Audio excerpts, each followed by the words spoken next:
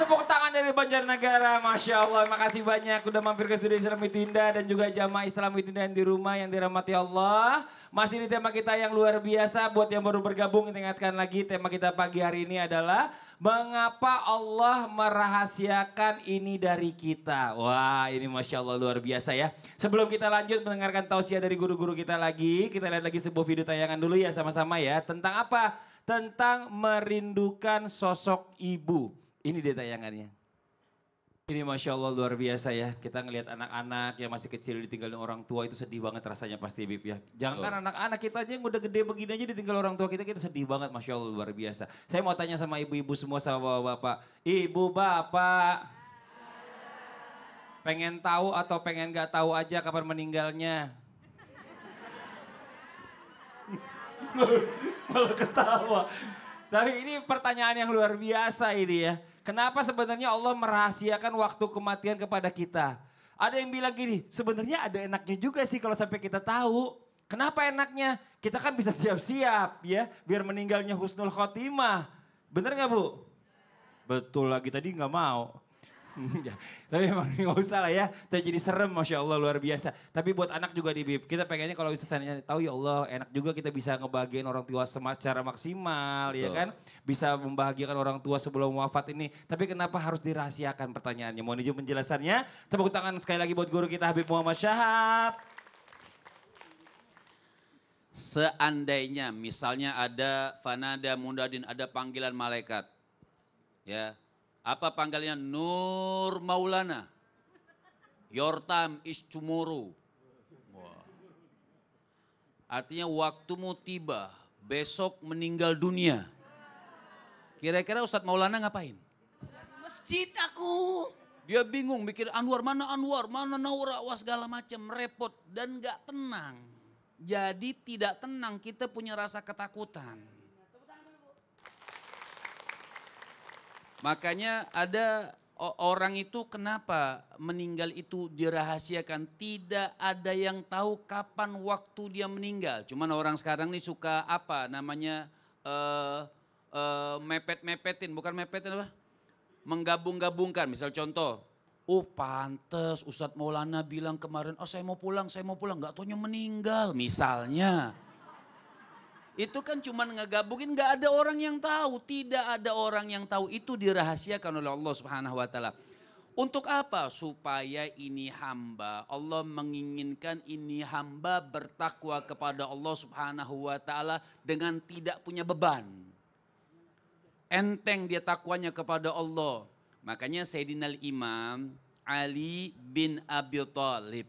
Itu beliau mengatakan konsep daripada orang menunggu kematian adalah takwa kepada Allah Subhanahu wa Ta'ala. Lantas takwa itu seperti apa? Beliau mengatakan al-khawfu minal jalil wal amalu bitanzil wal ridha bil qalil wal isti'dad liyaumil rahil.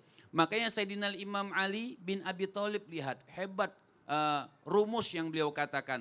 Orang menunggu kematian itu harus dengan takwa. Dan takwa itu seperti apa? Wal khaufu minal jalil. Memperbanyak ibadah kepada Allah Subhanahu wa Ta'ala. Dekatkan diri kita kepada Allah Subhanahu wa Ta'ala. Mau itu anak yang Gen Z, Gen B, Gen A, ya, gennya O misalnya. Semuanya ibadah itu mencakup semuanya. Mukallaf. Selama dia mukallaf setelah balik, maka dia dituntut untuk beribadah kepada Allah Subhanahu wa Ta'ala semampunya dia untuk mendekatkan diri kepada Allah. Oh saya masih muda nih, udah gak usah deketin diri kepada Allah Subhanahu wa Ta'ala. Ini pemikiran anak-anak milenial yang salah. Dari masih muda kita mendekatkan diri. Sebab kenapa? Kematian itu gak nunggu muda, gak nunggu tua. Nah banyak kok teman-teman saya dulu sekolah udah pada gak ada juga Bib ya. Guru-guru, iya. Masya Allah. Makanya, kenapa gak harus yang tua dulu gurunya duluan, muridnya bisa juga meninggal gitu ya.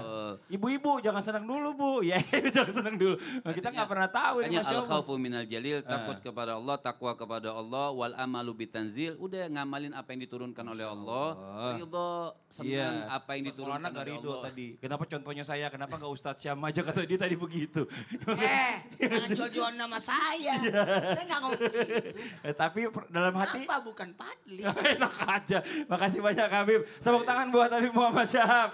Ini Masya Allah Ustadz Maulana udah maju, berarti udah persiapan nih buat jamaah yang mau ditanya ya. Kalau gitu kita masuk dulu ke segmennya. Ustadz bertanya, kami menjawab. Nah, kali ini saya mau nanya di sisi kanan. Karena bagusnya kita cari yang terdekat. Oh, yang terdekat, dekatan situ padahal. Oh, kenapa ibu beda baju kudung sendiri? Oh, ketua. Kalau mesti ketua harus beda gitu. Ibu aku nanya ya. Iya, Ibu boleh berdiri Bu. Perkenalkan dirinya, namanya siapa, dari pengajian mana? Sini aja nggak apa-apa. Bismillahirrahmanirrahim. Assalamualaikum warahmatullahi wabarakatuh. Waalaikumsalam warahmatullahi wabarakatuh. Ustadz, Namanya Ibu siapa? nama saya Mutiah dari Majelis Taklim Baitussalam Gemuruh Bawang Banjarnegara. Tepuk tangan buat Ibu Bu, Mutiah. kali ini saya nanya. Iya. Ibu kesel nggak kalau ada orang yang selalu ingin tahu rahasia orang? Ya iya kesel. Deketin mic-nya. Iya kesel dong. Kenapa bisa kesel? Ya kepo itu Kepo. namanya. Oh ya. Namanya. Tahu nggak Bu? Berarti Allah juga kesel sama orang yang kepo dengan takdir. Oh gitu. Datang ke tukang ramal lah, datang ke tukang apa yang terjadi. Kapan saya bisa kaya gitu Iya. ya? Datang ke dukun. Ya iya. Ya Allah. Enggak boleh itu sirik Oh, namanya. Bu, terus Bu, nasihatin Bu, emang ini bandel Bu orangnya. Hah? Ya. Jelasin, Kalau Bu. ngomong ke sana. Ya, dia lagi nasihatin Bapak. Non jamaah lagi dinasihatin. Iya. Makanya coba. Makanya jangan ke dukun. Tuh, orang Bapak yang dibilangin, kenapa jadi jemaah sih? Oh, saya Sirik itu namanya. sirik ya. Oke, makasih ya Bu. Iya Ibu. Daripada tambah kesel kita. Assalamualaikum warahmatullahi Assalamualaikum warahmatullahi wabarakatuh. Waalaikumsalam warahmatullahi Oh wabarakatuh. enggak Bu, kenapa saya suruh berdiri di sini? Supaya teman-temannya masuk TV. Ya. Aduh, Masya Allah. Jadi gimana Ustadz? Habib dan Ustaz Sam. Bagus, Ibu jawabannya mantap. Kesel kita sama orang yang kepo. Tanya lagi, apa lagi. Terlalu banyak. Maaf tanpa menggurui hanya mengingatkan. Juga termasuk itulah kenapa mendatangi tukang ramal, dukun itu bisa merusak syahadat kita. Bahkan 40 hari sholat kita tidak diterima. Kenapa? Nauzubillah. Kepo banget masalah takdir. Ingat, Allah Maha tahu kapan waktu terbaik untuk membuka rahasianya. Bisa jadi kalau mengikuti keinginan kita, kita belum siap untuk menerima kenyataan. Makanya takdir itu dirahasiakan. Jangan khawatir nanti timbul duga-duganya. Makanya kenapa takdir itu dirahasiakan? Maaf ya, tanpa menggurui hanya mengingatkan. Ustadz, tapi kan kenapa ada yang tahu kayak dokter? Itu namanya perkiraan. Cuaca itu perkiraan. Kalau begini fenomenanya kemungkinan akan datang musim hujan. Akan datang ini. Itu namanya perkiraan berdasarkan ilmu. Ada juga berdasarkan karena pengalaman. Pak Mali, Pi'il Madi. Pak Mali kalau duduk di sini. Biasanya kalau duduk di sini bisa jadi menghalangi orang lewat. Gitu kan. Jadi maaf tanpa menggurui hanya mengingatkan kembali lagi. Makanya takdir itu kita harus beriman dan bertakwa atas takdir tersebut. Makanya takdir dimasukkan dalam rangkaian rukun iman. Nah, iman kepada takdir. Kenapa? Kita yakin ini sudah diatur. Betul? Makanya 3 yang digunakan. Doa, sedekah, sama silaturahmi. Doa, sedekah, silaturahmi.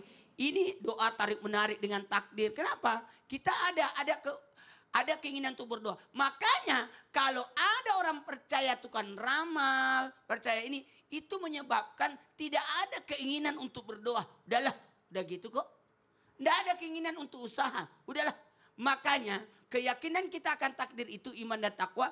Kemudian semangat menjalani hidup. Benar. Makanya betul tadi kata Habib. Oh nanti gini kita males, kita enggak. Karena udah tahu. Udah tahu. Makanya kita semangat. Kemudian banyak-banyak bersabar untuk menerima takdir. Masya Sesuatu yang tidak mengenakan kita. Makanya 2 senjatanya. Sabar, syukur. 2, 3. Sabar, syukur. Nah. Sabar ketika menghadapi masalah dan bersyukur atas setiap yang Allah berikan. Masya Allah. Makasih banyak Ustadz Maulana. Tepuk tangan buat Ustadz Maulana. Jamaah. Kita lanjut lagi, waktunya kita memberikan kesempatan kepada jamaah yang ada di studio, mewakili yang di rumah untuk curhat sama guru-guru kita. Tapi sebelumnya kita masuk dulu ke segmen Curhat Dong Ustadz. Iya, kami curhat. Yang mau curhat boleh silakan angkat tangannya. Yang dari sini dulu deh, Ibu yang di tengah boleh turun Ibu. Mohon izin kasih jalan. Nah iya terima kasih, pelan-pelan ya Bu ya. Dipegangin Bu, iya waduh Masya Allah. Oke Ibu boleh ngadep ke depan, ngadep ke sini. Perkenalkan namanya siapa, dari mana, silakan Bu. Assalamualaikum warahmatullahi wabarakatuh. Waalaikumsalam warahmatullahi wabarakatuh. Saya dari Banjarnegara, Majelis Taklim Baitus Salam. Namanya? Namanya Bu Wari Homsah. Bu siapa? Bu Wari Homsah. Panggilannya? Bu Hom. Bu Hom, oke tepuk tangan buat Bu Hom. Mau curhat apa Ibu Hom? Itu Pak Ustadz, saya punya teman. Saya itu sudah insya Allah berbuat baik. Amin. Saya itu sering menyapa duluan. Mm-mm. Tapi itu dianya kayaknya kurang berkenan terus. Saya lebih, Masya Allah saya suka nyapa duluan kok kenapa dianya selalu, ya sampai sekarang. Takutnya dia marah atau gimana gitu Bu enggak? Iya, itu saya berdosa enggak itu Pak Ustadz? Oh gitu. Iya. Oke coba kita panggil Ustadz Syam Habib, mohon izin maju ke depan buat menjawab Bu Hom nih, Masya Allah pertanyaannya. Jadi dia nih ngerasa dirinya nih udah baik sama temennya. Tapi kenapa temennya kok kayak ngerasa, aduh ditegur, apa kalau nggak ditegur nggak negur gitu. Ada masalah apa ya, saya salah apa ya, saya dosa apa ya. Mohon izin Ustadz Syam dijawab dulu, silakan. Tapi Ibu udah pernah nanya saya salah apa? Insya Allah saya enggak bersalah. Insya Allah saya nggak bersalah. Kan Ibu belum nanya Ibu salah apa. Iya, kalau Ibu udah pernah nanya saya salah apa, dia juga bingung mau jawab apa, berarti memang mungkin orangnya yang agak males. Introvert Ya, orang. ada memang orang yang kayak ketakutan ketika disapa Bu. Ada memang orang yang kayak susah ngobrol gitu, merasa dirinya tidak nyambung sama pembicaraan. Akhirnya dia membatasi diri. Ya ibunya yang harus mengerti. Jadi ibu harus nanya dulu, saya ada salah kah? Saya kalau punya salah saya minta maaf. Saya kalau pernah menyakiti hatimu saya minta maaf. Kalau ada perkataan saya atau tindakan tangan saya yang pernah mengambil hakmu atau menyakiti perasaanmu saya minta maaf. Gitu Bu. Jadi besok Ibu nanya dulu ya sama Pernah, temennya ya. sudah pernah. Udah pernah? Sudah. Udah pernah Dia nanya. bilang apa? Dia bilang Apa apa Bu? jawabannya? Katanya enggak ada masalah apa-apa. Tapi kok kurang nyambung begitu cara kita bersahabat. Iya. Oh. Harusnya kan ya kita sudah, Harusnya apa Bu? harusnya ya sama-sama lah kita bersahabat, kita berteman, berkawan begitu. Ada di sini nggak orangnya Bu? Enggak ada. Oh nggak ada, ya kira ada di sini. Oh berarti emang Untuk tidak pengajian. sefrekuensi, memang tidak nyambung karena ibu datang ke sini aja beliau nggak ikut sama ibu. Oh. Jadi ibu nggak bisa memaksakan satu orang untuk ikut pergaulan ibu. Jadi mungkin memang beda gitu. Apalagi orang semakin berumur itu semakin sedikit circle-nya, semakin kecil circle-nya. Tinggal apa? Tinggal kita memperbaiki akhlak kata Nabi SAW untuk wa khaliqin nas bi khuluqin hasan, berakhlak kepada manusia dengan akhlak yang terbaik. Sudah benar ibu menyapa duluan, sudah benar ibu untuk bertegur sapa duluan, tidak ada masalah dari itu. Raihlah pahala daripada menyapa duluan tersebut meskipun tidak direspon. Oke. Ibu kesini lagi sedikit lagi Bu. Boleh kesini dikit Bu. Nah sekarang dijawab maksud saya sama Habib Muhammad biar Ibu dekat ngelihatnya. Baik, Gimana, Habib? artinya kalau bahasa anak-anak sekarang tidak perlu memaksakan dirimu untuk mendekati orang yang tidak mau mendekati dirimu. Nah, Tapi itu bahasa boleh dikatakan ada benarnya, ada salahnya juga. Tapi kalau dari konsepnya Nabi, berbuat baiklah tetap kepada orang yang berbuat buruk terhadapmu. Ahsin ila man sa'a ilik. Artinya berbuat baiklah kepada orang yang berbuat buruk terhadap engkau tapi tidak berlebihan. Cukup misalnya kita sudah menyapa, yang penting kita menggugurkan kebaikan yang sudah kita lakukan, tetap kita sapa. Kalau ketemu assalamualaikum.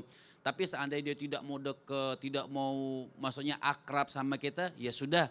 Sebab kenapa? Kalau ibu katakan tadi dia mengatakan tidak sefrekuensi, tidak sesinyal sama kita, itu pun dikatakan oleh baginda Nabi besar Muhammad sallallahu alaihi wasallam, maridun nas ghayatun la tudrak.